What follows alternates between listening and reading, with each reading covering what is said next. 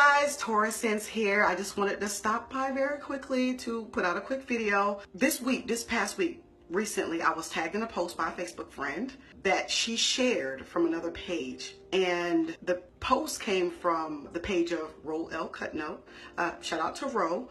The post was getting a lot of traction, and I think she tagged me in it because she wanted for me to give my commentary on it. But anyway, so before I gave my commentary on the post, I read the post, of course, to make sense of it. And the post said, marriage has only two purposes. One, generational success. Two, personal growth. Love is not a good reason to marry. So that's basically what the post said. And I was reading the comments. I just kind of wanted to get a feel of the tone of the post, and people were commenting and said, oh, you know, this post is stupid. That's the only reason why I would marry is for love. You know, I'm reading these comments, and you know, people were bashing the post. And although the post dealt in absolutes, and I kind of like to stay away from absolutes, I agreed overall with what she was saying. And here is why. Marriage isn't a vehicle for love as much as it is a vehicle for building. Again, marriage is not a vehicle for love as much as it is a vehicle for building. What are we building? We're building foundations. We're building stability. We're building wealth. We're building legacy.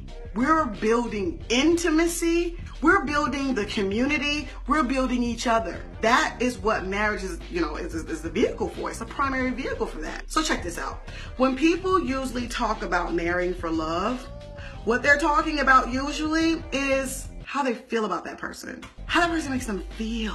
Right? That person gives them butterflies, person makes them happy, they feel great around that person. They're usually basically speaking from the chemicals that are shooting off. Dopamine, serotonin, oxytocin. They're speaking from that perspective. You know, I'm not going to marry somebody unless I love them, unless I feel some type of way about them. And some of you have probably gotten to the point of this video where you're probably like, Tora, what are you talking about? Do you not love your husband? I love my husband.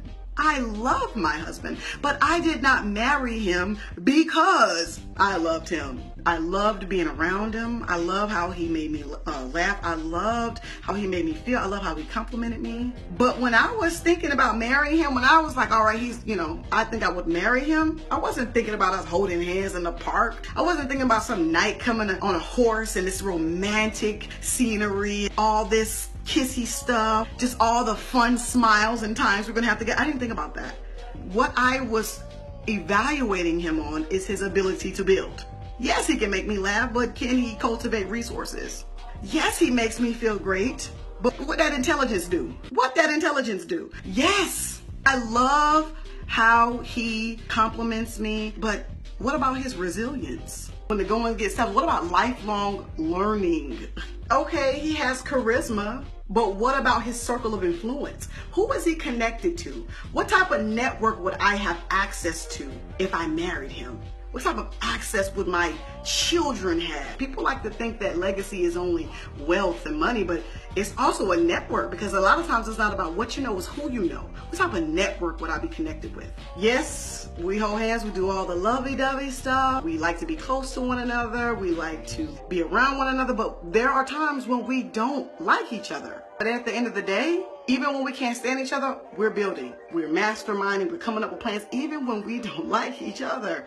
At the end of the day, we come together to build. We come together to make things happen. Even Adam in the Garden of Eden, when he received his great gift, Eve, his wife, it wasn't about all this lovey-dovey stuff. First thing God said was, go build. Go build. Go multiply. Go build the world. Go build the community. Go build. Go out there and build. That's what he told him to do. You know why? Because you're not going to be out here ruling and reigning as the royalty you are. You're not going to be able to rule and reign if you don't got the skills to build. Period. Guess what? Guess what? So many of you are going to disagree with this video, and it's okay. I am at peace with my logic. What I've realized is that a lot of people who say that they marry for love usually do not mind filing for divorce. It's easy for them. Why? Because that feeling they had when they got married, it was actually really tested after marriage, and it failed.